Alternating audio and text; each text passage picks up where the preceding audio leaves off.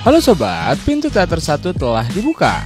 Kali ini Mimin akan ngebahas salah satu film yang berjudul Gridiron Gang. Film ini berangkat dari sebuah kisah nyata yang dimana terdapat sebuah camp remaja yang khusus untuk membina para remaja nakal yang sering tawuran. Lantas karena kejahatan para remaja terus berulang tak berujung, seorang pria yang menjadi pembina di sana lantas berinisiatif membuat tim rugby agar para remaja terdidik dan ingin merubah diri mereka menjadi lebih baik. Penasaran dengan kelanjutan ceritanya? Oke, tanpa menunggu banyak lama, mari kita mulai intronya.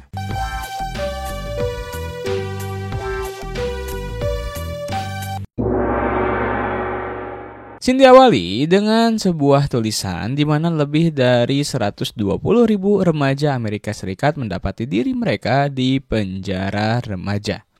Setelah dibebaskan, sayangnya 75% dari mereka akan kembali ke dalam penjara atau bahkan kehilangan nyawa mereka. Kisah ini terinspirasi oleh kisah nyata mengenai remaja-remaja berandalan yang berharap meraih perubahan dalam hidup mereka. Remaja-remaja kriminal ini ditahan di sebuah camp di Los Angeles. Terlihat kala itu salah satu remaja bernama Roger terlibat dalam perkelahian dengan seorang rekan gengnya yang mengakibatkan dia diisolasi dalam sebuah ruangan. Disinilah Sean, seorang pengawas, datang dan menghukum Roger karena melampaui batas. Sean menyampaikan pesan bahwa jika Roger tetap pada jalur ini, dia tak akan berakhir di penjara, melainkan akan menjadi korban perselisihan antara geng yang tak berkesudahan. Keesokan harinya, Roger akhirnya dibebaskan dan bertemu dengan sepupunya Willie, serta kekasih Willie, Daniel. Tak lama kemudian teman-teman geng mereka datang dan mengajak mereka untuk menghadapi geng 95 yang mencari masalah. Awalnya Roger menolak, namun karena rasa kesetiakawanan ia akhirnya setuju bergabung dengan teman-temannya dan terlibat dalam konflik tersebut. Mereka kembali terlibat dalam lingkaran konflik, tetapi tiba-tiba geng musuh utama mereka, geng 95, muncul dan menyerang mereka dengan senjata api. Roger ditabrak dan akhirnya meninggal dunia. Diketahui pertumpahan darah antara geng Willie dan Roger, yaitu geng 88 dengan geng 95, telah terjadi selama beberapa waktu. Willie sangat terpukul oleh kehilangan Roger dan pemimpin mereka yang dikenal sebagai Free. Sementara itu seorang pengawas lain di camp remaja yaitu Malcolm memberitahu Sean tentang kematian Roger. Di sisi lain terlihat bahwa seorang remaja di camp itu bernama Junior menciptakan masalah dan akhirnya diisolasi. Sementara itu Willie yang penuh emosi mencoba mengejar Anthony untuk membalaskan dendam Roger. Tetapi karena panik, dia tidak berhasil menembaknya. Willie kembali ke rumah dan terkejut melihat ibunya penuh luka memar. Semua itu disebabkan oleh seorang pria yang hanya muncul ketika uangnya habis. Willie bertengkar dengan pria tersebut dan konfrontasi berakhir dengan Willie menembak pria itu. Akibatnya Willie kembali dikirim ke camp remaja. Di tempat yang berbeda, Sean memiliki ide brilian setelah melihat tim rugby sedang berlatih. Sean yang dulu seorang pemain rugby mengusulkan kepada atasannya yaitu Paul dan Ted untuk memprogramkan tim rugby di camp remaja. Mereka berencana untuk mengikut sertakan tim dalam kompetisi antar SMA. Menurut Sean, pembentukan tim rugby ini akan menghidupkan semangat dan harapan para remaja di sana. Dengan program ini, mereka mungkin bisa mengubah hidup mereka ketika mereka dibebaskan kelak. Setelah pertimbangan yang matang, Paul akhirnya memberikan izin untuk melaksanakan ide tersebut. Kemudian Sean menjemput ibunya di rumah sakit. Ibu Sean harus menjalani perawatan rutin karena penyakitnya. Dan dia sangat mendukung Sean dalam perannya sebagai pelatih rugby di camp remaja. Sementara itu Willie bertemu dengan Kelvin, salah satu anggota geng 95 yang juga ditahan di sana. Awalnya mereka hampir terlibat dalam perkelahian, tetapi Sean memerintahkan mereka untuk berkumpul. Sean juga mengumumkan rencana pembentukan tim rugby di camp remaja. Di antara mereka ada Lion, Perez, Betts, Kelvin, Medlock, Evan, dan Buck yang bertanggung jawab sebagai penyedia air. Junior ingin bergabung, tetapi Sean menolaknya karena tingkah lakunya yang tidak pernah disiplin dan selalu membuat masalah. Willie sebagai anak baru di sana juga dipaksa oleh Sean untuk bergabung. Sean memiliki harapan besar agar Willie tidak mengalami nasib seperti Roger. Namun saat itu Sean dan Malcolm menghadapi kesulitan dalam mencari sekolah yang bersedia bertanding melawan para remaja berbahaya ini. Hingga akhirnya sebuah sekolah Kristen setuju untuk menerima tawaran Sean. Tim yang dibentuk oleh Sean mendapatkan jadwal pertandingan selama 1 musim penuh di Liga Camino Rio. Sean mengumpulkan timnya dan dengan tegas mengatakan bahwa ia tidak peduli dari geng mana atau latar belakang mana mereka berasal. Sekarang mereka semua adalah satu tim yang disebut tim Mustang. Program ini memiliki 3 tujuan utama. Pertama, asrama. Mereka harus belajar untuk hidup bersama orang-orang dari latar belakang dan lingkungan yang berbeda. Kedua, sekolah. Mereka dihadapkan menjadi murid yang baik di kelas. Dan ketiga, Gridiron, yang merupakan nama lain untuk lapangan rugby. Di atas Gridiron, aturan yang berlaku adalah aturan Sean.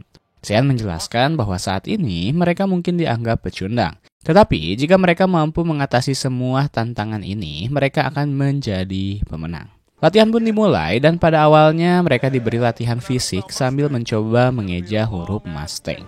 Bug kemudian membantu dengan memberikan air ketika ada istirahat. Dan terlihat Junior sangat ingin bergabung dengan mereka.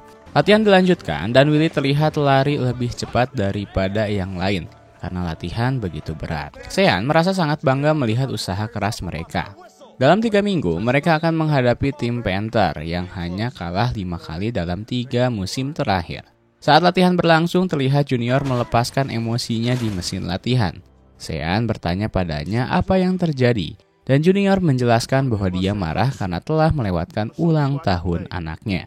Junior merasa muak menjadi pecundang dan ingin melakukan sesuatu yang berarti dalam hidupnya. Dia sangat ingin bergabung dengan tim Mustang dan membuat anaknya bangga. Sean akhirnya memberikan izin untuk Junior bergabung dengan tim. Keesokan harinya Willy dan Kelvin masih memendam rasa dendam saat latihan dimulai kembali. Sean mencoba untuk menengahi mereka berdua. Willy merasa marah karena Roger dibunuh oleh anggota gangster 95. Sementara Kelvin merasa kesal karena sahabat baiknya tewas dalam konflik dengan geng lama 88. Sean dengan tegas bertanya kepada mereka berdua, mau sampai kapan kalian seperti ini? Mau sampai berapa banyak orang lagi yang akan mati? Mereka diminta untuk berdamai pada saat itu juga. Di sisi lain, Sean merasa frustasi karena dana bantuan untuk perlengkapan tim rugby mereka terus ditunda-tunda oleh Paul dan Ted. Sean ingin mereka segera mempercepat prosesnya. Kekecewaannya membuat marah dan ia memarahi timnya karena formasi mereka selalu salah. Sean bahkan tidak mengizinkan mereka beristirahat sampai formasi mereka benar. Meskipun mereka sangat lelah, para pemain akhirnya duduk bersama yang membuat Sean senang karena ini pertama kalinya mereka bersatu sebagai tim. Beberapa waktu kemudian mereka sangat senang mendapatkan perlengkapan rugby mereka. Karena Leon memiliki pengalaman sebagai pengedar narkoboy dan memiliki keterampilan dalam perhitungan. Sean memutuskan untuk menempatkan Leon di posisi hooker yang bertugas sebagai pelempar bola. Selanjutnya, mereka menerima kunjungan dari keluarga dan sahabat mereka. Istri dan anak Junior datang. Begitu juga dengan Daniel. Namun Daniel memutuskan pergi karena Willy masih sulit mengendalikan emosinya dan tidak menunjukkan perubahan. Hal yang sama terjadi dengan Ibu Bates yang semakin membenci anaknya. Sean kemudian mendatangi Bates yang tengah menangis sendirian. Meskipun Bates hanya ingin mendapatkan kasih sayang dari ibunya. Sean berhasil menenangkan dan memberi semangat padanya. Sean meminta Bates untuk mengambil peran sebagai receiver atau penangkap bola dalam tim rugby. Malam harinya Willy menulis surat kepada Daniel. Dia meminta maaf dan berjanji akan berusaha untuk berubah. Karena bagi Willy, Daniel adalah satu-satunya orang yang masih ada dalam hidupnya. Latihan dilanjutkan dengan intensitas tinggi karena pertandingan hanya tinggal 5 hari lagi. Namun sayangnya Junior mengalami cedera dan setelah pemeriksaan medis diketahui bahwa Junior tidak bisa ikut dalam pertandingan karena tulang punggungnya cedera. Evans merasa menyesal karena tidak meneruskan latihan dengan baik dan dia menyadari bahwa fisiknya tidak memenuhi syarat. Sean mengajak Evans untuk bergabung kembali sebagai manajer perlengkapan tim. Sedangkan di ruang ganti, rasa gugup menghantui mereka semua. Sean kembali memotivasi mereka sebelum pertandingan pertama dimulai. Tim Panther menjadi lawan pertama Mustang dalam pertandingan ini dan mereka memasuki lapangan dengan penuh gaya, didukung oleh tim cheerleader dan pendukung yang besar. Pada awal pertandingan, Kelvin dan Medlock tampil hebat dengan hantaman yang kuat dan hasilnya bola kini berada di pihak Mustang. Namun saat giliran Willy untuk menyerang, dia dihadang oleh lawan mereka, Stephen. Leon pun kemudian tidak fokus untuk melempar bola. dan akibatnya bola kembali ke tangan Panthers. Panthers kembali meraih touchdown pertama dalam permainan ini, menciptakan kekacauan di pihak Mustang. Touchdown kedua juga diperoleh oleh Panthers, dan babak pertama berakhir dengan skor 2-1-0. Tentunya untuk keunggulan Panthers. Performa Mustang sangat buruk sehingga mereka kehilangan kendali. Meskipun Sean mencoba untuk memotivasi mereka dengan cara yang sangat keras. Tindakannya justru membuat permainan semakin tidak stabil. Dan Sean terus marah saat pertandingan berlangsung. Willie berusaha untuk menyerang, namun sekali lagi dia berhasil dihentikan oleh Stephen, yang terus mengolok-olok permainannya dan mencoba memancing amarahnya. Hal ini membuat skor semakin menjauh dan pertandingan berakhir dengan skor akhir yang cukup besar, 38-0. Setelah pertandingan, Sean mengumpulkan tim Mustang dan memberikan semangat. Dia mengatakan bahwa pertandingan pertama selalu sulit. Sean juga menekankan bahwa Panthers sudah bermain bersama selama 3 tahun, sementara Mustang baru 3 minggu. Dia yakin bahwa mereka akan menjadi lebih baik jika mereka berlatih lebih keras lagi. Namun keputusan yang mengejutkan datang dari Willie yang memutuskan untuk keluar dari tim. Setelah itu, Sean kembali menjenguk ibunya dan menceritakan semua yang terjadi pada ibunya. Sean merasa bersalah karena telah kehilangan kendali dan membuat timnya tertekan. Ibunya memberikan dukungan kepada Sean, mengingatkannya bahwa liga masih panjang. Dan dia yakin anak-anak itu akan bangkit kembali. Sean dipanggil oleh Paul dan Ted yang memberitahunya bahwa beberapa anggota tim tidak ingin bermain lagi karena kekecewaan dan hilangnya kepercayaan diri. Sean awalnya merasa pasrah dan tidak berniat melanjutkan latihannya. Tapi tiba-tiba Junior berhasil membangkitkan semangat teman-temannya, termasuk Willie. Mereka tidak ingin menjadi pecundang dan berjanji untuk membuktikannya kali ini. Di pertandingan kedua, Mustang tampil jauh lebih baik meskipun Willie masih terlihat sangat takut untuk berhadapan dengan musuh. Pertandingan berakhir dengan skor 21-14 untuk keunggulan lawan. Namun dalam sesi latihan berikutnya, Sean berusaha untuk meningkatkan mental Willie. Dia meminta Willie untuk menerobos pertahanan lawan dan menjatuhkannya. Meskipun usaha Willie berkali-kali gagal, Sean terus memberikan semangat kepada Willie. Hingga akhirnya mental fisik dan keterampilan mereka semakin bertambah. Pada pertandingan berikutnya, di detik-detik terakhir Willie berhasil mencetak poin kemenangan dengan bantuan Kelvin. Setelah kemenangan yang menggembirakan itu, mereka merayakannya dengan penuh semangat sebagai bentuk selebrasi atas kemenangan pertama mereka. Namun beberapa waktu kemudian, Sean tidak dapat melanjutkan latihan karena harus menjaga ibunya yang semakin memburuk di rumah sakit. Anak-anak Sean memberikan kejutan dan semangat untuknya. Mereka berharap agar ibu Sean bisa cepat sembuh dan melihat mereka bermain. Namun, sayangnya kabar buruk datang. Ibu Sean telah meninggal dunia. Tindakan mereka dilanjutkan dengan menulis surat kepada keluarga, kekasih, dan sahabat mereka. Mereka merasa begitu bahagia karena melihat banyak perubahan dalam hidup mereka. Willie sangat berharap agar Daniel bisa melihatnya bermain. Sean yang membaca suratnya langsung menghampiri Daniel. Tapi ternyata selama ini surat dari Willie tidak pernah disampaikan oleh ayahnya kepada Daniel. Ayahnya tak ingin kehidupan Daniel menjadi terganggu. Sean pun memahami situasinya. Dia hanya mengatakan bahwa Willie sekarang sudah menjadi seorang pemain rugby yang berubah banyak. Sementara itu di sisi lain, Free mencoba untuk mengunjungi Willie di kamp remaja. Tetapi Malcolm tidak mengizinkan karena dia bukan bagian dari keluarga Willie. Malcolm khawatir bahwa Free mungkin akan membawa pengaruh buruk pada Willie. Free juga melihat Kelvin dan disitulah Kelvin mengancam Free. Dalam pertandingan berikutnya, Mustang akhirnya memiliki para cheerleader, yaitu para wanita dari kamp penjara khusus remaja wanita yang mendukung Mustang. Ini membuat pendukung Mustang semakin bertambah, termasuk Free dan beberapa anggota geng 88 yang turut menyaksikan. Semangat geng 88 dalam diri Willie mulai pulih karena mendapatkan dukungan dari teman-teman gengnya. Meskipun begitu, Mustang berhasil menenangkan pertandingan hari itu dan lolos ke babak playoff.